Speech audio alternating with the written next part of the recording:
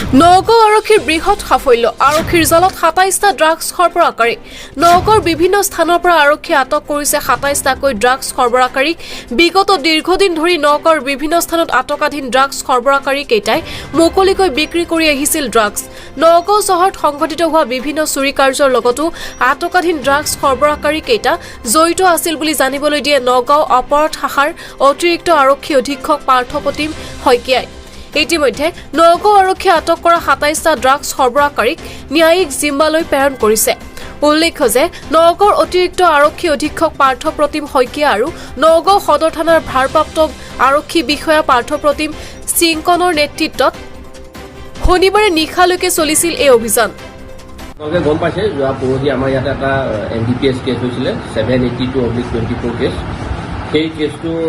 কমখেদিয়ে আমি আজি নগাঁও সদৰ থানা এৰিয়াৰ যিমানকেইখন আউটপোষ্ট আছে থানা এৰিয়া আছে তাতে এটা অপাৰেশ্যন চলাই ২৭জনকে ড্ৰাগছ পেডলাৰ আমি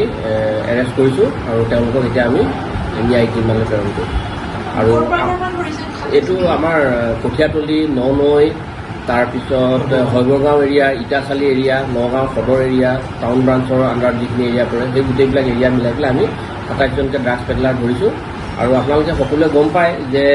ড্ৰাগছ পেডেলিঙৰ লগত সমান্তৰালকৈ এইসকল মানুহ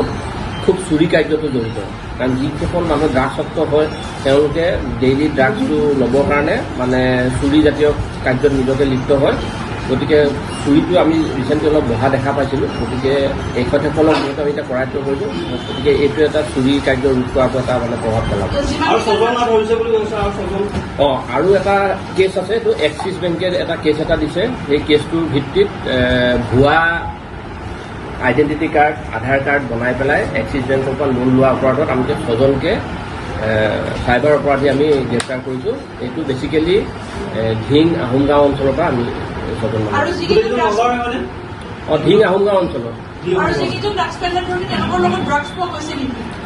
অলৰেডি পৰহি যিটো কেছ হৈছিলে তাতে ড্ৰাগছ পোৱা গৈছে আৰু তাৰে যিটো তেওঁলোকৰ ডাউন লিংক মানে যাক যাক তেওঁলোকে ছাপ্লাই দিয়ে এই ছাপ্লায়াৰসকলক আমি ধৰিছোঁ তাৰ বজাৰ যি চলাই আমি তেওঁলোকক হয় নাম মানে আমি এতিয়া তেখেতসকলক কৰায়ত্ব কৰি আনিছোঁহে তেখেতসকলৰ এণ্টিচিডেণ্টবিলাক ভেৰিফাই কৰিছোঁ ডকুমেণ্টখিনি ভেৰিফাই কৰি আছোঁ বেংকেও আমাক কিছুমান তথ্য দিছে সেইখিনি আমি মেটচিং কৰাৰ পাছতহে জনাম সেইখিনি এতিয়া ডিছক্ল'জ কৰিব পৰা নাযাব বেংকে ইনিচিয়েলি আমাক গোটেইখিনি তথ্যও দিয়া নাই অলপ এটা কমপ্লেইন এটা দিছে আৰু চিম্পল ইনপুট কিছুমান দিছে সেইখিনি ভিত্তিতহে আমি মানুহখিনি উঠাই আনিছোঁ